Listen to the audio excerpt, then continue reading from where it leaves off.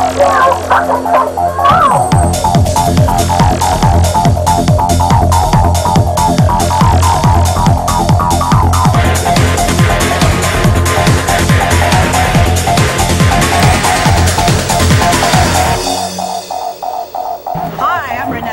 you are watching GVTV News. Thanks, Renette. And I'm Randy Hansen in World News Headlines today. Thousands of Occupy Oakland supporters shut down major port with general strike. And Seattle police pepper spray Occupy protesters and 6 arrested. And Occupy protesters in Oklahoma pepper sprayed and 9 arrested. And 10 Occupy protesters arrested following Philly sit-in. And veterans march for Occupy movement in New York City. And a report says more than 20 million Americans live at least 50% below poverty line. And college class of 2010 owes average of $25,000 upon graduation. And a study says largest publicly traded companies pay just over half the official tax rate owed. Well, most of them. And Federal Reserve Chair predicts economic growth will be frustratingly slow. And G20 summit begins with agenda set on Greece and European debt crisis. And Obama says, I will make final decision on Keystone XL tar sands oil pipeline. And pro-Palestinian activists launch new flotilla to challenge Israel's naval blockade. And military prosecutors say U.S. has authority to detain Gitmo prisoners indefinitely regardless of guilt. In Syria, killings continue amid government agreement to halt violence against civilians. And in Libya, international prosecutors work to bring Gaddafi officials to justice. And arms trader Victor Bout, the merchant of death, found guilty in U.S. court. But before these stories, GVTV News would like to thank one of our underwriters who supports your only visual video news media in Nevada County. That's right, it's us, GVTV News.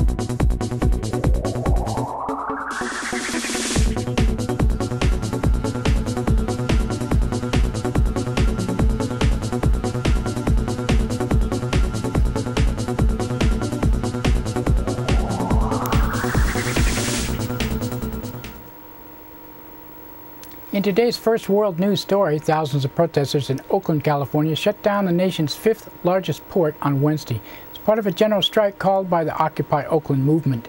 It was the first general strike called in the city since 1946.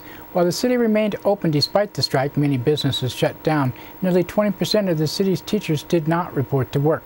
While the strike was largely peaceful, tension escalated overnight.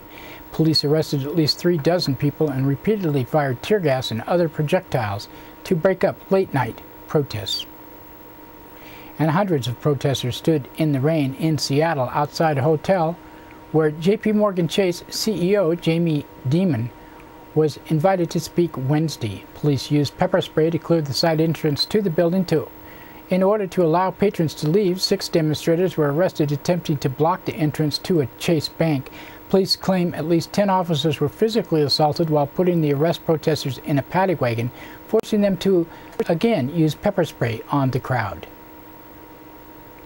And police in Tulsa, Oklahoma, pepper sprayed Occupy protesters when they refused to vacate a local park. A total of 9 demonstrators were arrested. In Philadelphia, 10 people were arrested during a sit-in at the Comcast Center. Demonstrators had marched with hundreds of others from the Occupy Philly encampment in solidarity with Oakland protesters.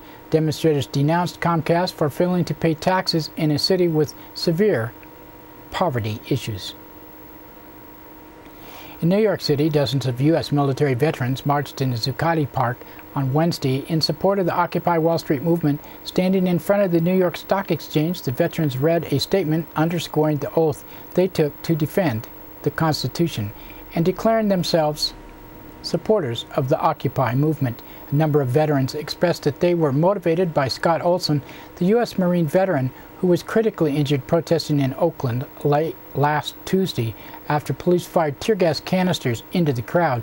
Iraq War veteran Eli Wright described the conditions service members face when they return to the States.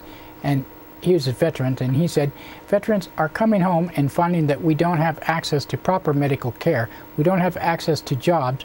We're having a difficult time getting the educational benefits that we were promised and that we served for. So, you know, I'm worried about how I'm going to feed my daughter and how I'm going to put her through college. So I'm basically here with everybody else, marching for economic justice for all of us. In other economic news, new census data shows nearly 1 in 15 Americans, more than 20 million people, are now so poor they live at least 50% below the official poverty level. Figure is the highest ever recorded. 40 states and District of Columbia have had increase in the poorest of the poor since 2007. District of Columbia ranked highest, following by Mississippi and New Mexico. A new study shows members of the college class of 2010 who took out student loans owe an average of just over $25,000 upon graduation, a 5% increase from the year before. Actual level of student debt is even higher because the survey did not include students at for-profit colleges where students often borrow more money to attend. And a new study by Citizens for Tax Justice reveals the largest publicly traded companies in the United States are paying an average of just 18% of their profits in federal income taxes. That is a little more than half the official corporate rate of 35%. The study examined the tax records of 280 companies over the past 3 years. 78 of the companies paid no federal income tax in at least one of the last 3 years. Wells Fargo received the most in tax subsidies. The bank received nearly $18 billion in tax breaks from the U.S. Treasury in the last 3 years. Oh, and here's our favorite guy. Federal Reserve Chair Ben Bernanke predicted the economic growth will be frustratingly slow in the near future, in part because of the European debt crisis, maybe because of the breaks he gave the banks. Ben Bernanke's Federal Reserve Chairman said, in short, while we still expect that economic activity and labor market conditions will improve gradually over time, the pace of progress is likely to be frustratingly slow. Moreover, there are significant downside risks to economic outlook. Most notably, concerns about Europeans' fiscal and banking issues have contributed to strains in the global financial markets, which have likely had adverse effects on confidence and growth. Oh yeah. I love listening to him. World leaders are gathered at Cannes, France, for the opening of the Group of 20 summit. On top of the agenda is Greece and European debt crisis. Greek Prime Minister George Papandreou is coming under intense criticism from European leaders for deciding to let the Greek people decide if they want to accept the conditions of the $179 billion European Union bailout. Papandreou has announced the referendum will take place in early December, but it now looks like his government is in danger of collapsing before then. Earlier yesterday, Greek Finance Minister Evangelos Venizelos publicly came out against the referendum, saying it could jeopardize Greece's membership in the euro. President Obama has said the first time he will make final decision on whether to approve the Canada's controversial Keystone XL tar sands oil pipeline from Alberta, Canada, to refineries in Texas. Up until now, Obama said the final decision rested with the State Department. Obama made the comment in an interview with a local TV station in Nebraska, where there has been fierce opposition to the pipeline. And our president said, the State Department is in charge of analyzing this because this is a pipeline coming in from Canada. They'll be giving me a report over the next several months, and you know, my general attitude is what is best for the American people, what's best for our economy, both short-term and long-term, but also what's best for the health of the American people, because we don't want, for example, aquifers that are adversely affected. Folks in Nebraska obviously would be directly impacted, and so, you know, we want to make sure that we're taking the long view on these issues. On Sunday, environmentalists led by Tar Sands Action are planning a major protest in Washington, D.C. against the proposed pipeline. Organizers say they hope to have thousands of people encircle the White House. A group of pro-Palestinian activists have launched another attempt to break the Israeli naval blockade of Gaza. On Wednesday, 2 ships, one Canadian and one Irish, quietly left Turkey bound for Gaza, known as the Freedom Waves to Gaza Flotilla. The ships are hoping to reach Gaza by Friday, but Israel has threatened to stop the ships. Earlier this year, Greece blocked the departure of several ships from another flotilla heading to the region. In 2010, Israeli forces killed 9 activists, including U.S. citizen on the Mavi Mamari, which was part of the first such international flotilla to test their blockade. Military prosecutors are insisting the U.S. government has the authority to indefinitely detain a prisoner at the military base in Guantanamo Bay, even if he is found innocent by a military tribunal. Abd al-Rahim al-Nashiri faces arraignment next week in charges he masterminded the attack on the USS Cole in 2000 and killed 17 American sailors. In related news, the Senate is considering a controversial proposal this week that would require any foreigners suspected of terrorism to be held in military custody outside of the traditional justice system. And on Wednesday, the Syrian government publicly agreed to a complete halt to the violence against civilians and to withdraw from cities like Homs. The announcement was made in Cairo at a meeting of the Arab foreign ministers. Despite the deal, there are reports from the city of Homs that Syrian troops killed at least 3 people yesterday. At least 11 people were killed at the roadblock northwest of Homs on Wednesday. And in news from Libya, International Criminal Court prosecutor Luis Moreno Ocampo said his office is leading efforts to bring Saif al-Islam to justice, as well as former Libyan leader spy chief. Ocampo says efforts are underway to secure the surrender of Saif al-Islam, the son of the late Muammar Gaddafi. Meanwhile, Ocampo vowed to probe possible war crimes committed by NATO and NATO-backed forces during the 7-month fight that led to the fall of Gaddafi. And he said, "We are also receiving information that a group of mercenaries may be endeavoring to facilitate Saif al-Islam's escape from Libya. We are calling upon the state to do all it can to disrupt any such operation. It is up to Saif al-Islam Gaddafi and Abdullah al-Sanusi to decide if they will surrender themselves, remain in hiding, or try to escape to another country. It is up to the UN Security Council and state to ensure that they face justice for the crimes from which they are charged." And a U.S. jury has found former Russian arms dealer Viktor Bout guilty on charges he agreed to sell arms to people he thought were Colombian rebels intent on attacking American soldiers. U.S. authorities say Bout, who was nicknamed the Merchant of Death, was also involved in trafficking arms to dictators in conflict zones in Africa, South America, and the Middle East. And that's it today for the World News. And now, another thanks to one of our underwriters who supports your only video news media in Nevada County. That's right, it's us, GVTV News.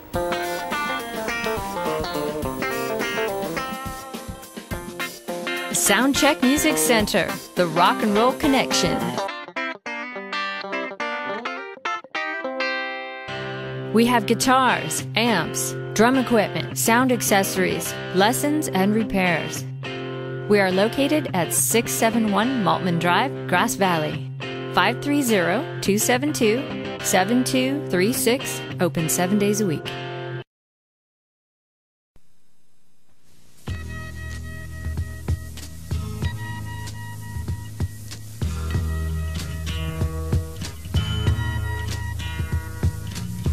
There's something happening here, but what it is ain't exactly clear. There's a man with a gun over there, telling me I got to beware.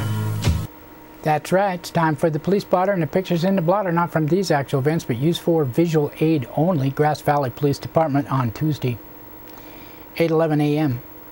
Caller from Sutton Wayne, Idaho, Maryland Road reported a woman broke an electronic monitoring bracelet and threw it in a creek. Vandalism charge was requested. 9:03 a.m. caller from 1100 block of Sutton Way reported graffiti on a wall. 9:19 a.m. a caller from 600 block of South Auburn Street reported juveniles possibly smoking marijuana.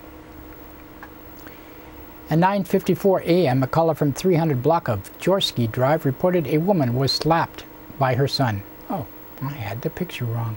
11:21 a.m., a caller from 200 block of Lloyd Street reported finding possible drugs in a basement. And 1:37 p.m., a caller from 600 block of Sutton Way reported a shoplifter or two. 2:42 p.m., a caller from Idaho Maryland Road reported a man beating up mailboxes. He was arrested on suspicion of being drunk in public and providing a false ID. And 3:11 p.m., a caller from Sierra College reported a student pepper sprayed another student before leaving campus. 4:48 p.m., caller from 400 block of Colfax Avenue reported a woman cleaning out a crack pipe into the recycling. She was arrested on suspicion of possessing a controlled substance and drug paraphernalia. And 5:05 p.m., a woman was cited on suspicion of shoplifting in the 700 block of Sutton Way. And Wednesday, 6:05 a.m., caller from Cypress Hill Drive reported vandalism to multiple mailboxes.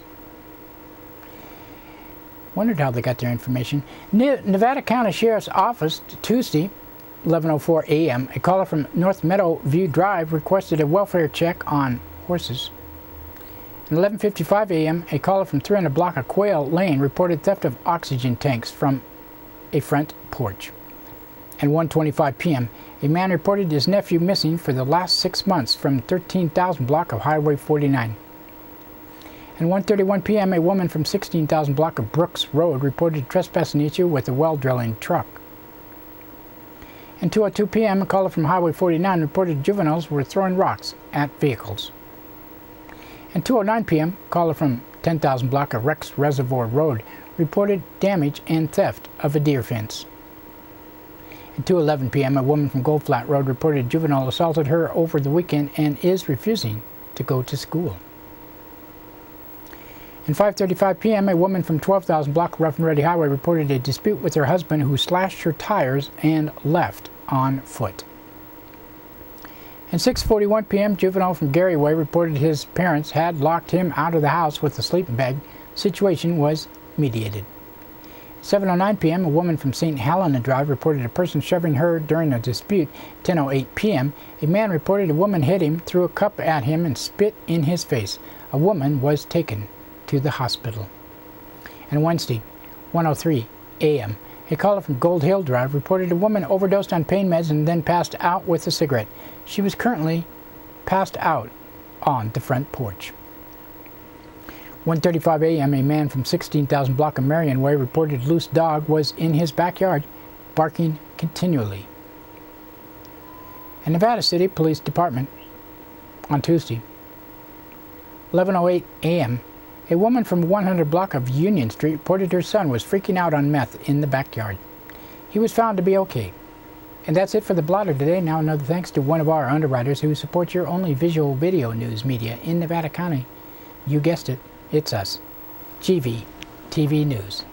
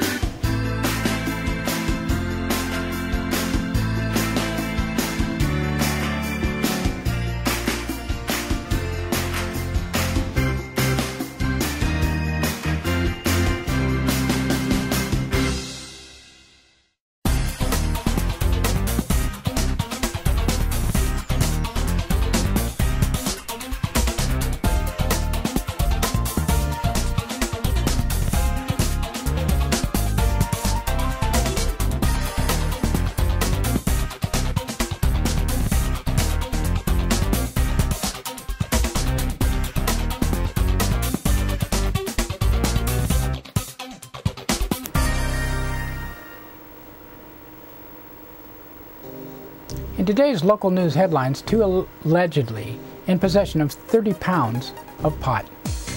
In Grass Valley, man sought after short, high-speed chase. And questions surround California Park's closure list.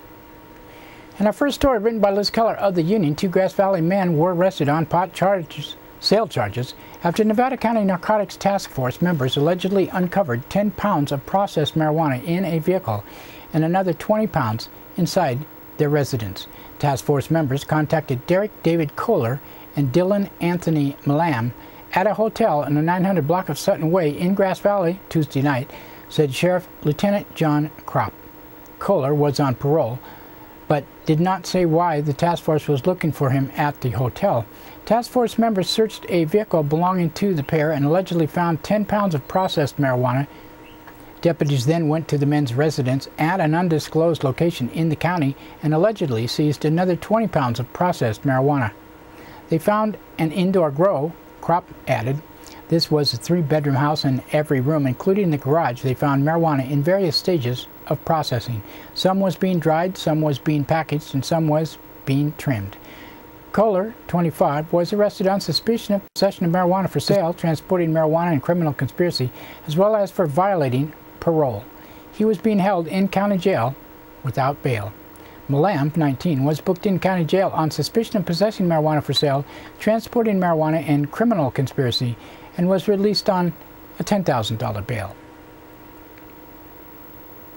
A Grass Valley man is being sought after a short, high-speed pursuit. Early Tuesday, California Highway Patrol officers spotted a vehicle driving at a high rate of speed on Red Dog Road at about 2:50 a.m. Tuesday. Officer Mark Morrison, the officer, tried to make a traffic stop, but the car took off. There was a short pursuit that ended when the driver pulled into a driveway and then fled on foot. The 3 passengers in the vehicle were questioned and allegedly identified the driver as Isaac March, 29 years old. Marsh allegedly has several outstanding warrants. In a story by Matthew Renda of the Union, lawmaker is chastising the California State Parks administrators for the manner in which they arrived at the decision to close 70 parks statewide, and questions whether such cost-saving tactics is feasible or even financially prudent. It's not satisfying to learn the park closure process consisted of 12 unnamed people in a room throwing darts at a wall, said Assemblyman Jared Huffman, Democrat from San Rafael, who sits on the California State Assembly Committee on Accountability and Administrative Review. The committee spent 4 hours Tuesday grilling members of the Parks Department. Foremost of those was Bill Herms, Chief Deputy Director of the Parks Department, who was testifying in Director Ruth Coleman's stead. Coleman was in Washington, D.C. Herms said during testimony to the committee that no rubric was applied to determine which 70 of the 278 parks under the Parks Department system should be closed. Huffman labeled this admission a bombshell during a Wednesday interview with the Union. More concerning to Huffman are the unintended consequences of shuttering parks, such as opening the state up for potential lawsuits that could end up costing more than the closures could save. The Parks Department has proposed the closures as a means of filling an $11 million budget shortfall 2011-12 fiscal year, and additionally $22 million ongoing cuts. But Huffman envisioned at least one potentially cost scenario where fire created by vagrants in state park lands that spread to adjacent lands could end up costing the state large amounts of money in liability costs. Similarly, the parks must be protected from marijuana grow operations, Huffman said, and such operations occur now with law enforcement and rangers make regular patrols. If a hiker was harmed by members of an illegal operation, lawsuits would assuredly ensue, and the state would have blood on their hands, Huffman said. You can't close parks, he said. If the department stubbornly tries, we will all end up paying a price in terms of vandalism, damage, and many liability issues.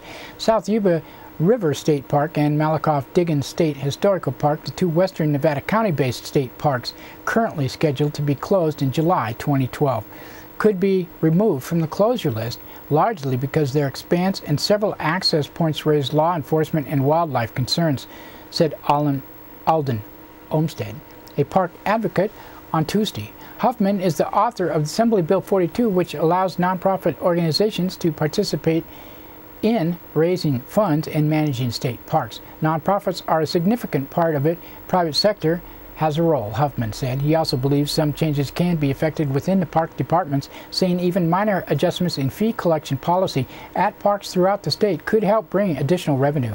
The department just hasn't gotten around to it in some cases, he said. In some cases, it's just a no-brainer. Simple adjustments in parking will result in positive revenue. The response, Roy Stearns, spokesman for the Parks Department, said the closure list is never meant to be finalized in definitive document. We've said all along since January, when the governor first announced the budget, that we are in search of more creative solutions that can include nonprofits, companies, private corporations, private individuals, and endowments. We are not sitting on our hands. We are searching for creative ideas. Stearns said Huffman's characterization of the process to arrive at the initial list of 70 parks slated for closure was unfair. We had 12 long-employed, highly trained park superintendents who knew the parks personally and individually, he said.